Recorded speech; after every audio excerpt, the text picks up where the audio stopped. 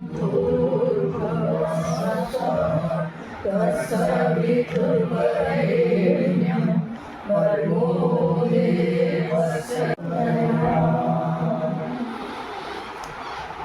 मैं रीता चावला आर्य समाज की प्रधान कर्नल प्रधान हमारे मंत्री जी हैं, वीरेंद्र गोयल जी हमारे के कोषाध्यक्ष और कार्यकारी प्रधान हमारे अनिल भाटिया जी वर्किंग प्रेसिडेंट और संरक्षिका और स्वामी जी, किरण डावर हमारी आर्य समाज की प्रधान है।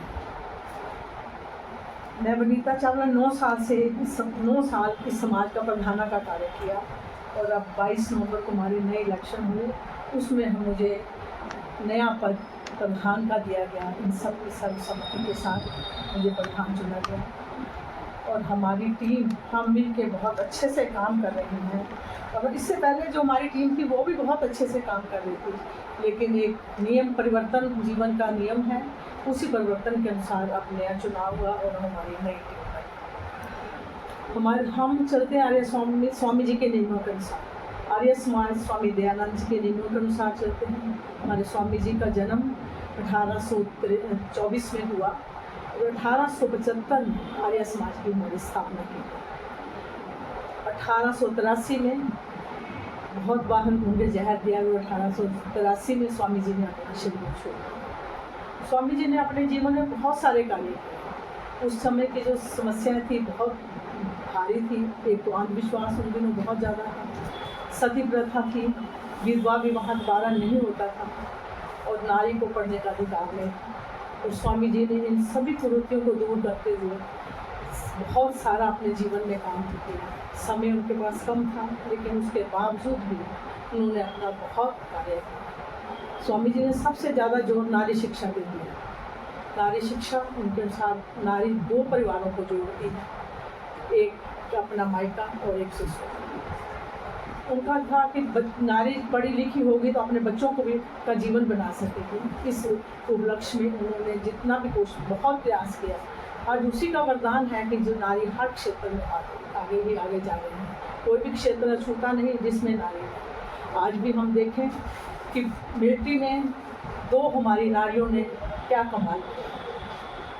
उस बहुत सारे उदाहरण हैं नारी के लिए। कल्पना आर्य है, इंदिरा गांधी भी रही, प्राइम मिनिस्टर रही, अब हमारी फाइनेंस मिनिस्टर भी नारी है। हर क्षेत्र में नारी को उस टाइम का समय था जब गायत्री मंत्र का पाठ भी नहीं करने दिया गया। अभी भी 1-2 संत हैं जिन्होंने इसका विरोध किया, लेकिन स्वामी जी ने नारी को यज ब्रह्मा भी बनाया, सभी वेदों का पढ़ने का अधिकार दिया। आज ये हमारे समाज में प्रधान के पद पे बैठी हूँ तो ये मेरे स्वामी जी का आशीर्वाद है कि हम इस पोस्ट पे भी मुझे बैठा। चावला मैडम, ये बात कहाँ तक सच है? 150 साल पहले जब नारियों को पढ़ने का, कॉलेज जाने का भी अधिकार नहीं होता था, आर्य समाज तब भी प्रधान और बड़े बड़े पदों के ऊपर महिलाओं को सुशोभित करता था। आर्य समाज की ही स्थापना ही 150 वर्ष पूर्व हुई। 150 वर्ष से पहले तो आर्य समाज ही नहीं थी। धर्म था बहुत, आर्य समाज में कोई धर्म मजहब नहीं है। उस टाइम जो हम आर्य समाज अभी काम कर रहे हैं वैदिक रीति के अनुसार चल रहे हैं। जो राम के टाइम भी वैदिक रीति से चलते थे, कृष्ण जी भी वैदिक रीति से चलते थे। उस टाइम भी संध्या हवन रामचंद्र जी भी करते थे।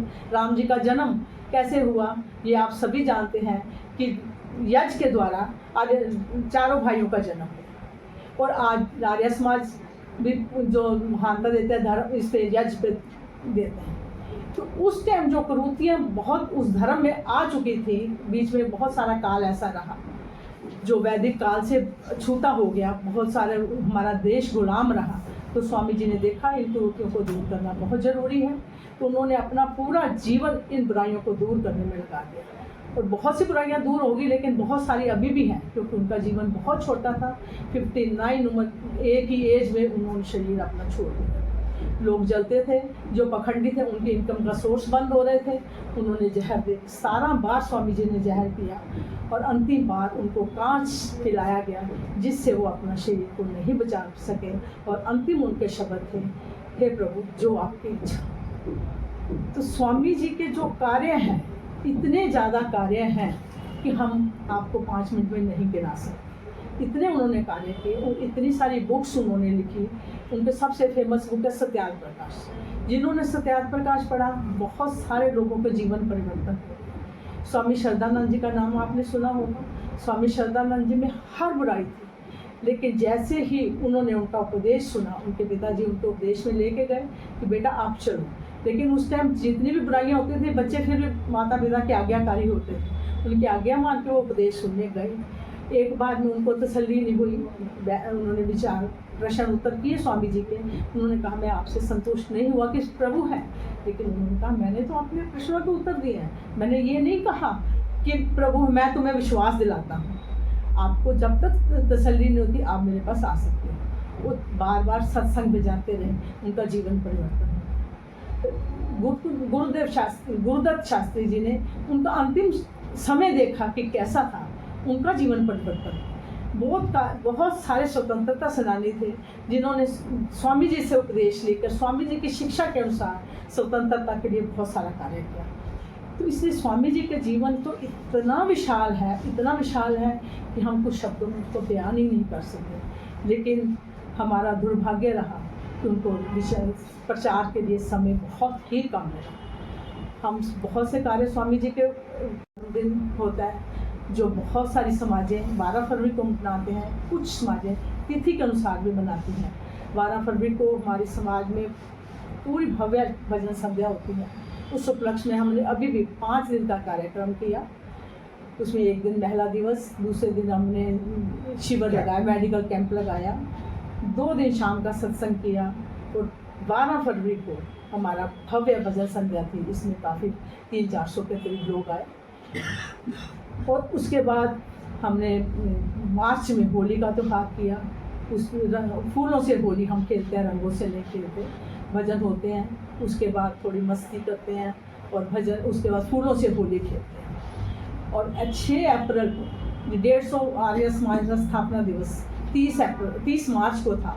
30 मार्च को जो बॉम्बे में पहली आर्य समाज की स्थापना हुई थी, सब लोग बॉम्बे गए और वहाँ बड़े अच्छे से आर्य समाज स्थापना दिवस मनाया गया। और हमने उसी उपलक्ष्य में 6 अप्रैल को भजन शोभा यात्रा निकाली।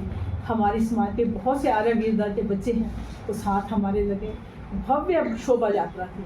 हमने 150 स्थापना दिवस अपनी आर्य समाज में मनाए और बहुत से कार्यक्रम आर्य समाज में होते हैं, उसकी गतिविधियाँ हमारे आगे अधिकारी। 6 महीने हो गए आपको प्रधान बनोगे, अभी भी 2.5 साल का अरसा आपके पास, और भी अरसा है। ये क्या क्या सुधार लाने का मन में संकल्प करती 50 साल पुराने इस आर्य समाज मंदिर में?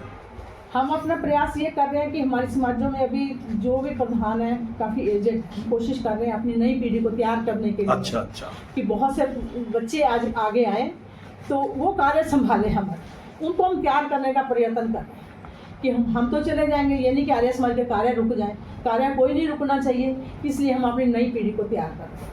हमारे पास बहुत से आर्य वीर दल के बच्चे हैं जो बहुत अच्छा कार्य कर रहे हैं। ये हमारा छोटा सबसे आर्य वीर दल का बच्चा बैठा है, ये भी बहुत सा कार्य हमेशा आर्य समाज में आता है। आर्य समाज के नियम बोलता है, ये इनका पड़पोता है। नियम बोलता है, संध्या करता है। जवान लग रही है। तो इसी तरह के बहुत सारे बच्चे हैं हमारे समाज में जो कार्य कर रहे हैं। हम चाहेंगे कि बच्चे आगे आएँ और आर्य समाज के बागडोर उनके हाथ में सो। ठीक, कर्नल साहब, मैं इस आर्य समाज में जनरल सेक्रेटरी काम करती हूँ। कुछ देर पहले मैं यहाँ पे प्रधान था, 3 साल तक। इस आर्य समाज से जुड़े हुए आज मेरे को 32 साल 32 है। 93 में मैं रिटायर हुआ था। 88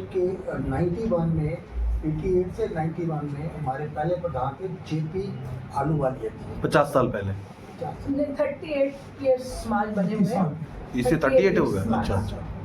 तो वो पहले प्रधान थे। उसके बाद हमारे जनरल सेक्रेटरी थे सुरेश बजाज, मैं उसमें सर्विस में था। उन्होंने कहा मैं आपको प्रधान बनाना चाहता हूँ। मैंने कहा मेरे अंदर कोई ऐसी खूबी तो नहीं है प्रधान बनने की। कहने का आप बस आपका खूबी ये है कि जो मैं कहूँगा आप यस कर देना। मैं कहा ठीक है। तो मैं प्रधान बन गया 88 से 91। अच्छा, उस समय मैं सर्विस में था।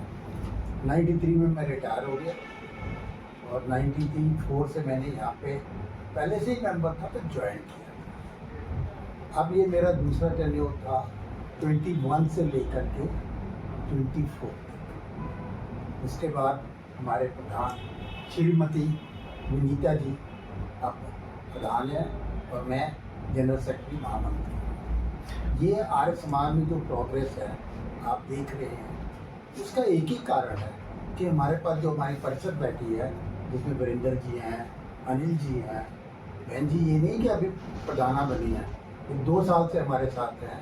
एजुकेशन डिपार्टमेंट में अच्छा, बच्चों को देखते हैं, बच्चों के भविष्य को देखते हैं, आने वाले पीढ़ी को देखते हैं। हमारे अनिल जी हैं, बचपन से जुड़े हुए हैं, इनके पिताजी थे हमारे साथ।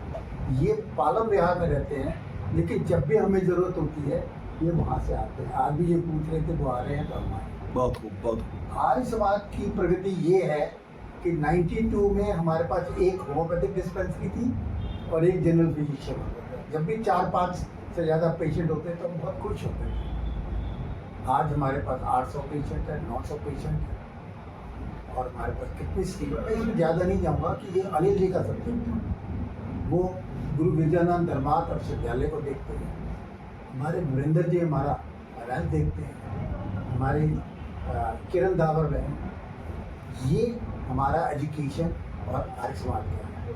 और हमारी संरक्षक और सीनियर मोस्ट सोनी माता जी, हम लोग यहाँ पे जितने भी हैं हम लोग ऑनरेरी हैं। ऑनरेरी नहीं है, हम सब पैसा भी देते हैं, काम भी करते हैं, पैसा भी इकट्ठा करते हैं, नया प्रोजेक्ट भी करते हैं। जितने भी नए प्रोजेक्ट्स हैं वो वीरेंद्र आर्य जी देखते हैं, उसके साथ अनिल जी लगी। अच्छा, देखिए यहाँ पे कोई ऐसा आदमी नहीं है, यहाँ पे वो लोग नहीं है कि मैं अनिल जी आपको काम दूंगा। अनिल जी आएंगे बोलेंगे मेरा क्या काम है, मेरे को क्या करना है। हम अपने आर्य समाज में समर्पित हैं, डेडिकेटेड हैं। हम आर्य समाज में जाएं, विद्यानंद में जाएं, ये 2 इंस्टीट्यूट है, इनको हमने नहीं खड़ा किया। हम आज आपको बताते हैं इन्होंने हमें खड़ा किया। तो आप मेरे को पहले भी 2 साल पहले मिले हैं, तो उसके बाद अब मिल रहे हैं। हमारे में परिवर्तन है, लेकिन हमारे काम में प्रोग्रेस है। मैं इन शब्दों के साथ ज़्यादा ना टाइम लेते हुए मैं चाहता हूँ कि जो मेरी नई सभासद है, ये पहले भी थे, कोई इसमें नया नहीं है, ये पहले भी थे, ये आज भी थे, अपने काम के बारे में बताएं। और आखिर में चाहूँगा मैं, हमारी संरक्षिका हैं, सीनियर मोस्ट हैं, तन और मन और धन से इस उम्र में आप बैठी हैं हमारे साथ, सुबह से 10 बजे से आई हैं, तो ये भी अपने बारे में बताएं ये क्या करना है। बहुत बहुत धन्यवाद। बात करके बहुत अच्छा लग रहा है। सबसे पहले अपने इन यहाँ पे जो मेडिकल डिपार्टमेंट है उनके विषय में दर्शकों को बताइए। हाँ, मैं Anil Bhatia as a working president इस समय कार्यरत हूँ।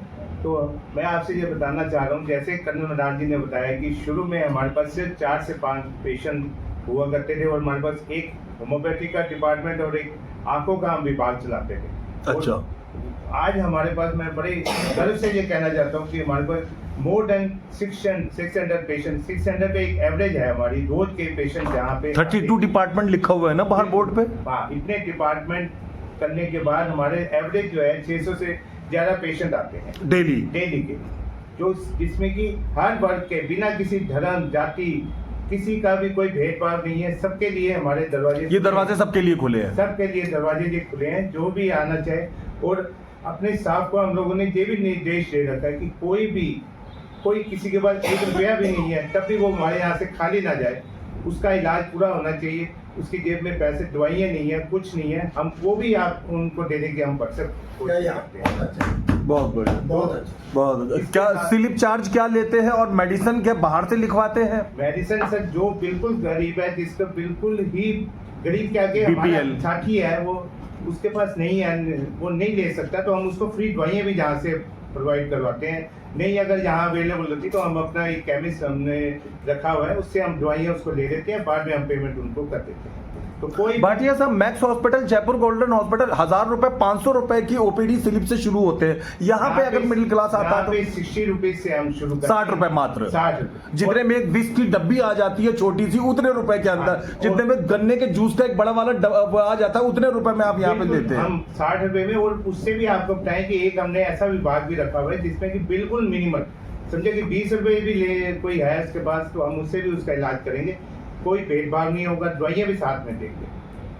और साथ साथ हम एक मेडिकल कैंप भी हम हर 3 महीने के बाद लगाते हैं, जहाँ पर कि हम अलग अलग उनके फ्री करवाते हैं, उनको अच्छे अच्छे डॉक्टर्स मंदिर में ही मेडिकल कैंप लगाते हैं। आंखों का लगाया अभी, उसके साथ होम्योपैथिक, दांतों का और अपना हड्डियों का सब तरह के इलाज कराते हैं। कोई पैसा हम किसी से कुछ नहीं देते, साथ ही दवाइयों का भी वितरण हम मुफ्त रूप से।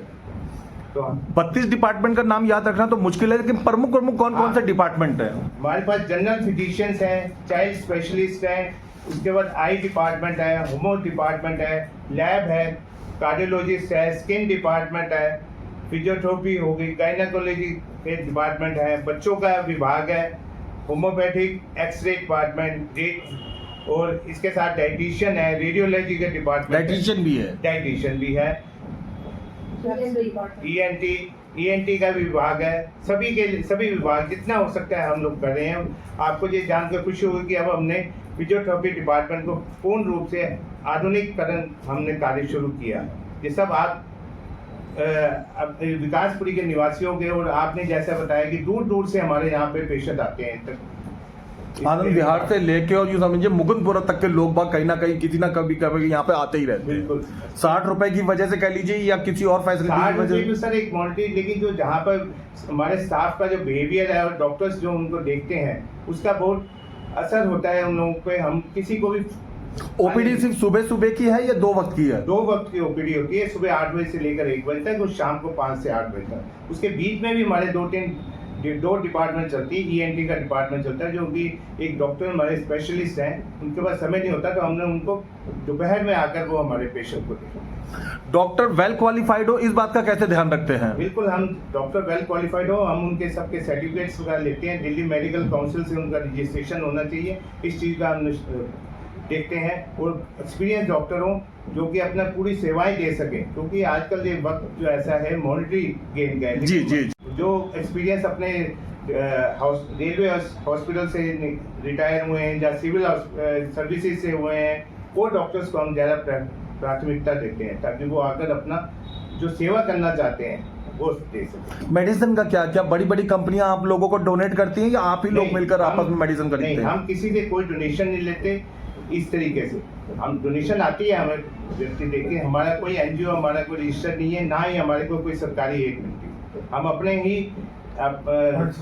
अपने ही फंड से सब करते हैं। Thank you Virendra ji. एक बात की तारीफ करूंगा, यहाँ हम सब लोग जितने भी बैठे हैं उनमें सबसे काले बाल आप ही के और सबसे यंग आप ही दिख रहे हैं। तो मैं युवाओं से ही बात शुरू करूंगा। हम सब सीनियर तो यहाँ पे दिखाई दे रहे हैं, लेकिन युवाओं को जोड़ने के लिए आप लोग क्या कदम उठाते हैं? नई पीढ़ी को आप अपने साथ जोड़ने के लिए क्या कदम उठाते हैं? नई पीढ़ी को जोड़ने के लिए कि हम उनकी एक्टिविटीज़ कोई ऐसी कराते हैं जिससे कि नई पीढ़ी हमारे साथ जुड़े। जैसे कि बच्चे हैं, बच्चों को जोड़ने के लिए हम उनके लिए कोई प्ले वगैरह, गेम वगैरह शुरू कराना चाहते हैं। पहले भी हमारी चल रही हैं। और हम जैसे हमारे यहाँ आर्यवीर दल है, जो बच्चे जवान हैं, नए बच्चे हैं, वो हमारे साथ जुड़ें, तो उनके इंटरेस्ट की चीज़ें हम लोग उनको सर्व करते हैं। उनको देखते हैं कि भाई वो आगे आर्य समाज से जुड़ें, तो उनको शारीरिक प्रशिक्षण भी देते हैं, आध्यात्मिक प्रशिक्षण भी उनको देते हैं। इस कारण वो हमारे साथ जुड़ते हैं। और शिक्षा को लेके क्या कदम उठाए जाते हैं? मैंने सुना है यहाँ पे कोई कोचिंग सेंटर टाइप का भी सेंटर चलता है, और उसको हमारी किरण मैडम जी बहुत सुचारू रूप से चला रही हैं। वो आपको इसकी डिटेल में जानकारी देंगी। वीरेंद्र गोयल, डी ब्लॉक आर्य समाज में कोषाध्यक्ष के रूप में अपनी सेवाएं दे रहा हूँ। इस आर्य समाज को लगभग 38 साल हो गए हैं बने हुए। हम लोग 12 मेंबर्स हैं, 12 अधिकारी हैं जो इस आर्य समाज को चलाते हैं, संचालित करते हैं। और हम संसार का उपकार करना इस आर्य समाज का मुख्य उद्देश्य है। और इसी उद्देश्य पे आगे ले जाते हुए हमने इसमें एक डिस्पेंसरी खोलने का निर्णय लिया, और डिस्पेंसरी हमारी बहुत अच्छी चल रही है। डिस्पेंसरी को खोलने का उद्देश्य हमारा ये है कि जो गरीब पेशेंट्स जो प्राइवेट अस्पतालों में धन के अभाव में अपना इलाज नहीं करा पाते, उनको एक अच्छा स्वास्थ्य लाभ हम दे सकें। तो इस वजह से हमने उसको बहुत ही नॉमिनल चार्जेस, इतने चार्जेस पे कहीं पे भी ये स्वास्थ्य सेवा नहीं मिल सकती जितने चार्जेस पे हम लोग यहाँ पे चला रहे हैं। हमारे पास लगभग 35 से 40 डॉक्टर्स हैं यहाँ पे, 20 से 25 लोगों का और स्टाफ है, और 32 हमारे डिपार्टमेंट हैं जिनमें हम लोग सेवाएं दे रहे हैं। और बाकी ये है कि भाई हमारा जो मेन उद्देश्य ये है कि भाई कम से कम पैसे में अधिक से अधिक अच्छी से अच्छी सेवाएं दे सकें। हमारे जितने भी डिस्पेंसरी के डिपार्टमेंट्स हैं, हम उनको आधुनिक मशीनों द्वारा अच्छा कन्वर्ट कर रहे हैं उसमें। कि जो मशीनें हमें कहीं से पता लगती हैं कि ये आधुनिक है, मॉडर्न है, तो हम उनको खरीदते हैं और उसमें जिससे कि बेहतर सेवा हम दे सकें मरीजों को। और बाकी ईश्वर की दया है, हमारा आर्य समाज मंदिर बहुत अच्छा चल रहा है, डिस्पेंसरी बहुत अच्छी चल रही है, आगे भी इसी तरह चलती रहे, हम ये ईश्वर से दुआ। थोड़ा यक्षशाला के विषय में और बता दीजिए। यक्षशाला में हमारे यहाँ 7 बजे से 8 बजे तक डेली यज्ञ होता है। रविवार को हमारे यहाँ 8 से 9 बजे तक यज्ञ होता है, 9 से 10 बजे तक प्रवचन होता है। उसके अंदर कभी हम 9 से 10 प्रवचन कराते हैं, कभी हम भजन संध्या कराते हैं, और उसकी संख्या हमारी 80 से 100 लोगों की हर सप्ताह रहती है, और 20 से 25 लोग डेली मंडे से लेकर शनिवार तक होते हैं। और भी अन्य गतिविधियाँ हमारे यहाँ चलती हैं, जिनका अभी माता जी आपको बताएंगी। Thank you. D block Arya Samaj की प्रधाना के पद पर हूँ आजकल। तो आर्य समाज के जो कार्यक्रम होते हैं उन सब का संचालन करते करते साथ ही, क्योंकि मैं एक शिक्षिका रिटायर हुई हूँ, अच्छा। तो मेरा ध्यान बहुत साल मैंने एक प्राइवेट स्कूल में जॉब करा है, पूरी जिंदगी रादर 32 साल मैंने कैम्ब्रिज स्कूल में as a maths teacher job किया है। तो बच्चों से बहुत प्यार है शुरू से, तो बच्चों को ही जोड़ने के लिए हमने यहाँ पर भी ये प्रकल्प शुरू किया स्वामी श्रद्धानंद कोचिंग सेंटर के नाम से। उस कोचिंग सेंटर की गतिविधियों के बारे में मैं आपको बताना चाहूँगी। कोचिंग सेंटर में EWS के जो बच्चे होते हैं, आर्थिक रूप से जो सक्षम नहीं होते, उन बच्चों की शिक्षा कहीं भी बाधित ना हो, इसका हमारा प्रकल्प रहता है। तो आपको मालूम ही है, इंग्लिश एक ऐसी लैंग्वेज है जिसके बिना आजकल चलता नहीं है लाइफ में। चाहे हम हिंदी और संस्कृत को यहाँ पर बहुत प्रमोट करते हैं, पर फिर भी क्योंकि वो हमारी इंटरनेशनल लैंग्वेज बन चुकी है इंग्लिश, और इन बच्चों को थोड़ी सी इंग्लिश में मुश्किल आती है, इसलिए ये बाकी सब्जेक्ट्स में भी, मीडियम सब सब्जेक्ट्स का इंग्लिश है, ये बाकी सब्जेक्ट्स में भी थोड़ा पीछे रहने लगे थे। तो हमने इनके लिए इंग्लिश की टीचर का प्रबंध किया है, जिन्होंने बहुत मेहनत से इन बच्चों को तीनों स्किल सिखाई हैं, राइटिंग, रीडिंग एंड स्पीकिंग। अच्छा। तो इन बच्चों में इतना कॉन्फिडेंस आ गया है कि अब ये किसी भी कंपटीशन में अपने आप को कहीं भी कमतर नहीं समझते पब्लिक स्कूल के बच्चों से। तो यही हमारा मोटिव था कि इनकी प्रतिभा को निखारा जाए। और जब हम एक एक बच्चे से मिलते हैं तो हैरानी होती है कि ये ऐसे घरों में रहने वाले, जहाँ पर एक एक कमरे में 4-5 लोगों को रहना पड़ रहा है, ऐसे कमरों में रहने वाले बच्चों में भी जब आप एक एक से बात करते हैं, सब में अपनी अपनी प्रतिभा है, उसको निखारने का कार्य करना ही हमारा हम सोचते हैं कि उसको किया जाए कुछ, ताकि ये बच्चे भी आगे जाके कुछ बन पाए। तो और उसके साथ साथ एक हमने अभी प्रकल्प और शुरू किया है, नया हमने कंप्यूटर सेंटर बनाया। अच्छा। इन्हीं बच्चों के भविष्य को देखो, मंदिर में नए कंप्यूटर लगे हैं, पूरा सेंटर बिल्कुल नए तरीके से बना है, AC रूम है, नए कंप्यूटर लगे हैं, ट्रेन टीचर हैं। सिर्फ आर्य समाजी बच्चे ही उसमें पढ़ते हैं? नहीं जी नहीं, हमारे जितने भी छात्र छात्राएं और उनके भी कोई बहन भाई हैं, तो उन सबको भी एक्सेस है, वो भी आ सकते हैं। हमने क्राइटेरिया ये रखा है 10th ऑनवर्ड्स, 10th से बड़े बच्चे जितने भी हैं, 10th क्लास जो कर चुके हैं, ताकि उनको कुछ नॉलेज हो थोड़ी सी, पहले से इंग्लिश लैंग्वेज। नॉमिनल फीस है? नॉमिनल फीस है, बिल्कुल ना के बराबर फीस है। वो भी फीस इसलिए रखनी पड़ती है कि बच्चे रेगुलरली आते रहें। जो भी चीज़ निःशुल्क कर दी जाती है, बिल्कुल बिना कदर नहीं होती होती है, हाँ, उसमें फिर बच्चों की इरेगुलरिटी हो जाती है। और मेरे को बहुत गर्व है कि जितना सोचा था उससे ज़्यादा दिख रही हूँ मैं इनमें प्रतिभा। जितने भी बच्चों का एडमिशन दिया है, एक भी बच्चा ऐसा नहीं है कि टीचर बोले इस बच्चे को नहीं समझ में आ रहा। अच्छा, सब बच्चे क्या बात है। टीचर की उम्मीद से ऊपर कर पा रहे हैं, तो बहुत ही गर्व महसूस होता है। और दूसरी गर्व की बात जो हमें इस बार लगी, वो 12वीं के बोर्ड के एग्जाम्स में बच्चे इतने अच्छे नंबर लाए। अभी कल ही हमने उन बच्चों को सम्मानित किया है। 25 बच्चे थे हमारे यहाँ, सब बच्चों के मार्क्स 70-80% से अबव रहे। हमारे यहाँ से 3 बच्चों ने अपने स्कूल में टॉप किया। तो ये बच्चे हमें अपने बच्चों से भी अधिक गर्वान्वित महसूस करवाते हैं। तो हम इनका हाथ या सहयोग यहीं तक नहीं देते, हम सिर्फ यहीं तक नहीं कहते कि हम उनको 12वीं तक करवा देंगे। 12वीं के बाद आगे क्या, उसके लिए जब इनके एग्जाम्स खत्म हो जाते हैं तो हम एक कैरियर काउंसलर को हमेशा बुलाते हैं, उनकी वर्कशॉप करवाते हैं, जो कि इन बच्चों का मार्क लेनी है, क्या उनके लिए ज़्यादा यूजफुल कोर्स रहेगा। एक बार ये बच्चा उनमें एडमिशन ले लेता है, जो भी बच्चा, फिर भी फंड्स की वजह से किसी बच्चे की शिक्षा रुकनी नहीं चाहिए। ये भी हमारी संस्था का एक प्रकल्प चलता है बहुत अच्छा। हम स्कॉलरशिप देते हैं बच्चों को, और स्कॉलरशिप हम इस फॉर्म में देते हैं कि हम उस इंस्टीट्यूट में डायरेक्टली बच्चे की फीस जमा कराते हैं और बच्चे को मंथली भी कुछ खर्चा देते हैं ताकि उनको कॉलेज आने जाने में भी सुविधा रहे। हम बच्चे की हर तरह की आवश्यकता का ध्यान रखते हैं। बच्चे हमारे साथ ऐसे ही अटैच्ड हैं जैसे एक माँ और बच्चा अटैच होता है। हर बच्चा हमसे, हम दोनों से, हम तीनों से कभी भी बात कर सकता है। हम हमेशा उनके लिए ओपन हैं।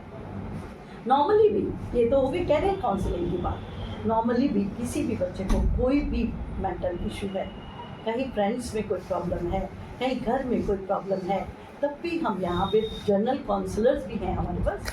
हम बच्चों की काउंसलिंग कराते रहते हैं। हम इनकी मानसिक सेहत का भी पूरी तरह से ध्यान रखने की कोशिश करते हैं और पूरा प्रयत्न है कि ये बच्चे ज़िंदगी में अपनी प्रतिभा को बाहर निकालते साथ में ये सारे ही आर्यवीर और वीरांगनाएं भी हैं।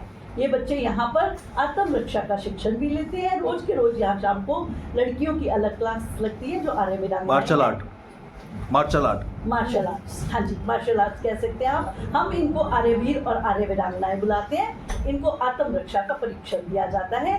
इन्हीं बच्चों में से आजकल कुछ बच्चे हमारे शिविर पे गए हुए हैं। समर वेकेशंस में, गर्मियों की छुट्टियों में शिविर लगते हैं पूरी दिल्ली के एक ही जगह पर। इस बार रघुमल स्कूल में शिविर चल रहा है लड़कियों का, उसके बाद लड़कों का शिविर लगेगा। ये लोग वहाँ से बहुत कुछ सीख कर आते हैं और फिर यहाँ पर भी छोटे बच्चों को भी सिखाते हैं। उसमें लाठी चालन, भाला चालन, तलवार, ये सब सिखाया जाता है।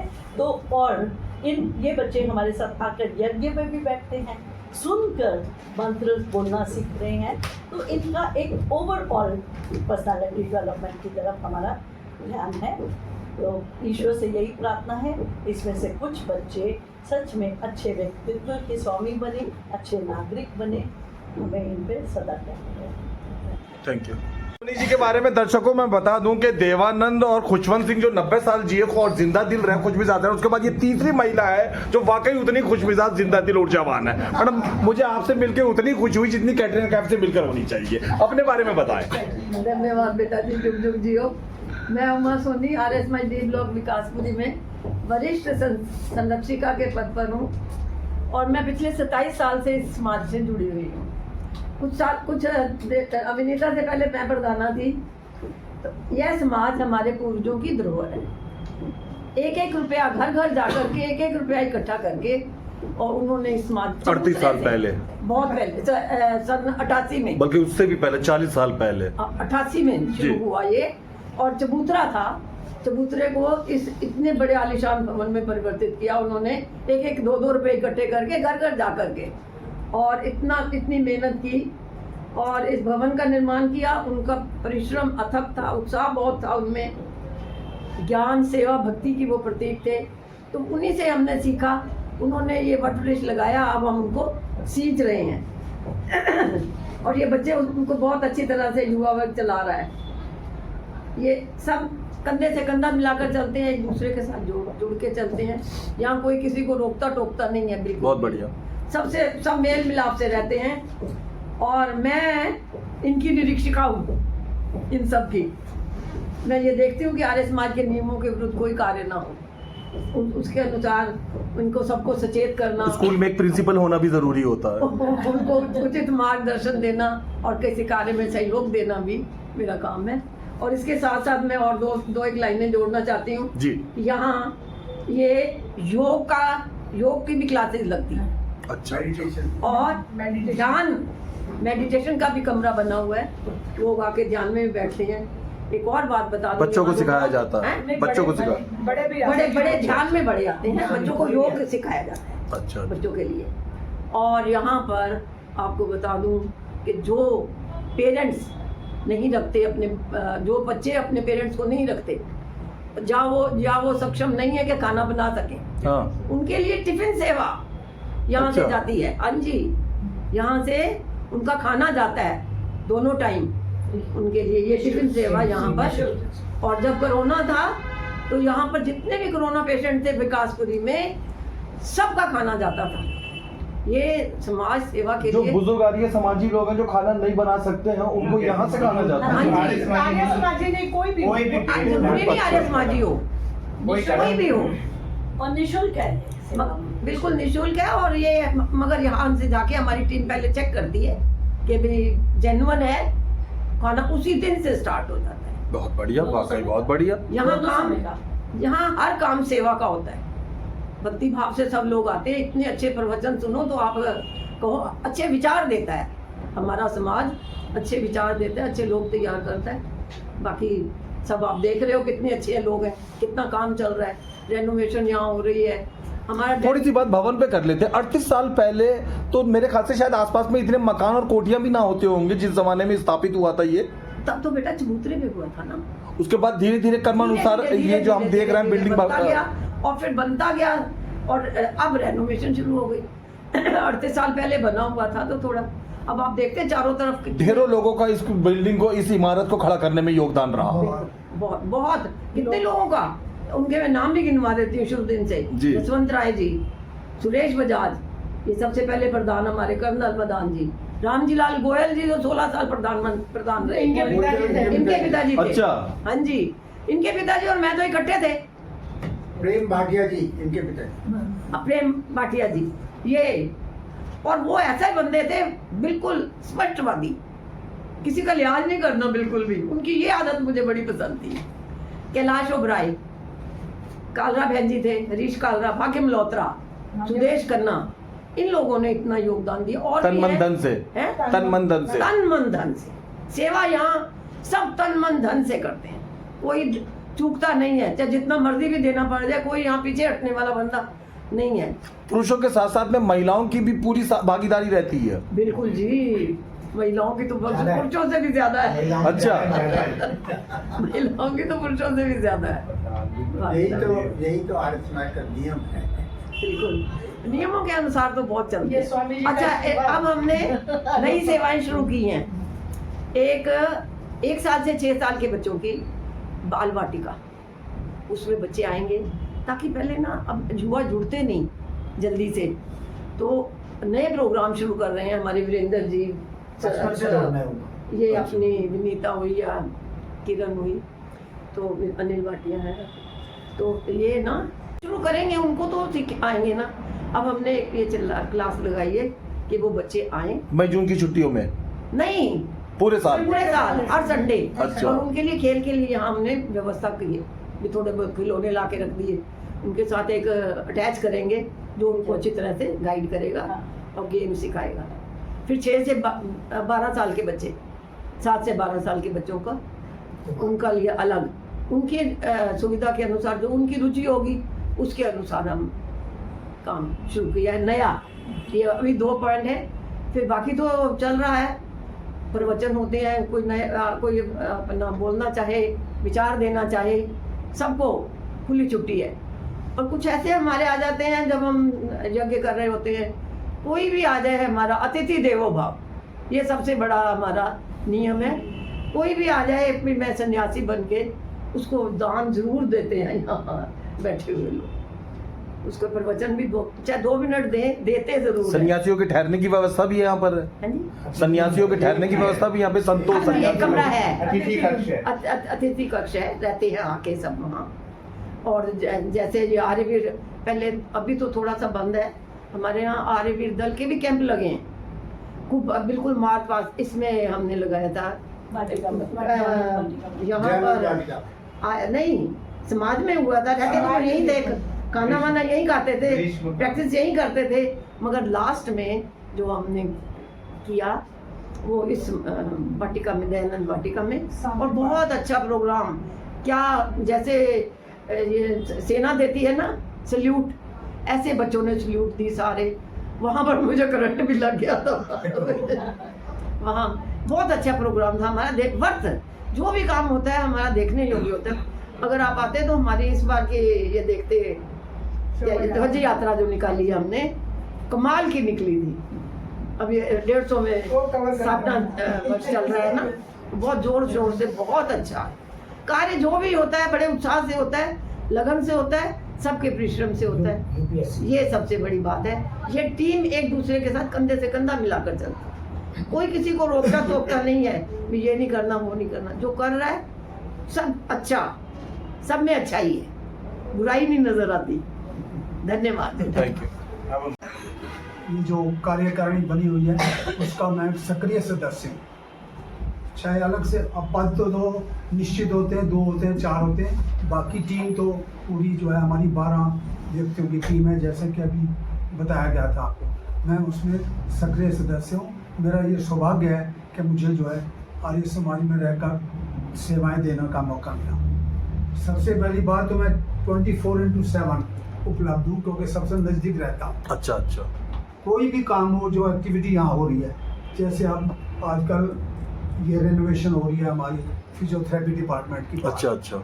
उसके अंदर जैसे मतलब मजदूरों को टाइम पे आ रहे हैं कि नहीं आ रहे, काम ठीक हो रहा है नहीं आ रहा, उनकी कोई डिमांड तो नहीं है, उनको कोई तकलीफ है या सामान टाइम पे नहीं पहुंचा, मतलब जितनी भी गतिविधियाँ होती हैं किसी भी डिपार्टमेंट की, चाहे एजुकेशन की हो, चाहे अपना सिविल वर्क की हो, हर एक में मैं योगदान देता हूँ जितना मेरे से हो पाता है। और दूसरा यहाँ पर जो है कुछ आगे बातों में रह गया, यहाँ वैवाहिक संस्था भी चलती है। हाँ, उसके बारे में बताइए। वो वैवाहिक संस्था सहयोग सेवा है, वो फ्री सेवा है, विवाह सहयोग सेवा है। विवाह, तो उसके लिए भी उसका पूरा जो है मैं योगदान देता हूँ। और पुस्तकालय भी हमारा 9 से 12 चलता है, वहाँ भी बैठते हैं और वहाँ पर जो लोग पढ़ने आते हैं उनको टाइम पे पुस्तक जो है ठीक तरह से यूज कर रहे हैं नहीं करे, बाद में उनको संभाल के, इस तरह मतलब सभी जो भी कार्य मेरे को सौंपा जाता है मैं अपने डेडिकेशन से कार्य करता हूँ, मेरा ये काम है। ठीक है, थैंक यू। आर्य प्रतिनिधि सभा है, उन्होंने अपने अंदर एक आर्य प्रतिभा सभा भी है उनके अंदर, जिसमें वो सिविल सर्विस के लिए पूरे इंडिया से बच्चों को सिलेक्ट करते हैं और उनको तैयारी करने के लिए पूरी तरह से हेल्प देते हैं, फाइनेंशियल हेल्प देते हैं। यहाँ बोर्डिंग लॉजिंग की सब सुविधाएं उनको दी जाती है और फिर वो बच्चे कॉम्पिटिशन्स में जब निकल जाते हैं तो वो हमारे लिए एक कोई फैदर इन द कैप हो जाता है। तो बहुत ही प्राउड फील होता है कि हमारी आर्य समाज भी उस प्रकल्प में भागीदारी करती है। हमारे यहाँ समाज में भी कुछ कमरे ऐसे हैं जो हम उन स्टूडेंट्स को देते हैं, वो स्टूडेंट्स यहाँ रहकर अपनी पढ़ाई पूरी करते हैं, तो वो भी हमारे साथ पूरी तरह अटैच हैं। हमारे यहाँ से निकले हुए कुछ बच्चे, आज एक बच्चा तो अभी भी मेरे साथ बहुत टच में है जो DIG बन चुके हैं, है ना?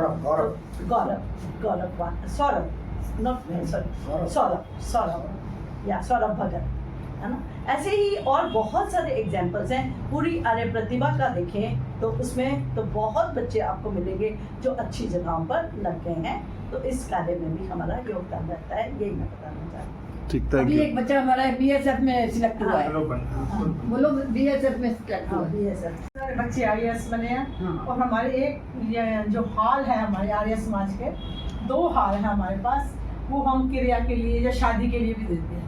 बहुत नॉमिनल चार्ज पे शादी के लिए हम देते हैं, जो हॉल देते हैं रेंट पे, लेकिन बाहर तो उतने में रेंट भी नहीं लगता, उससे भी ज़्यादा खर्चा हमारे बहुत कम होते हैं। जो गरीब लोग होते हैं बाहर इतना खर्चा नहीं कर सकते, जैसे आजकल शादियों में बहुत खर्चा होते हैं। यहाँ के 2 हॉल है, छोटा फंक्शन हो या बड़ा फंक्शन हो, यहाँ वो आराम से कर सकते हैं, पूरी AC की सुविधा। आर्य समाज को समझने के लिए किताबों का, पुस्तकों का होना बहुत जरूरी है। यहाँ के पुस्तकालय के विषय में बताइए। हमारे लाइब्रेरी भी है, उसमें लोग आके स्वाध्याय कर सकते हैं, अपना जितना भी जिसके पास समय होता है स्वाध्याय करते हैं, योग करते हैं, कुछ प्रवचन सीखते हैं, कुछ प्रवचन सीख भी गए हैं। हमारे में से कुछ बहनें बहुत अच्छा प्रवचन भी करने लगी हैं, वो स्वाध्याय से ही होता है जो हमारी लाइब्रेरी में। ये D ब्लॉक आर्य समाज मंदिर तो हकीकत में मिनी हॉस्पिटल की वजह से मशहूर है, लेकिन आर्य समाज पूरे भारत के अंदर अपने वो वैवाहिक परंपरा की वजह से बड़ा मशहूर है।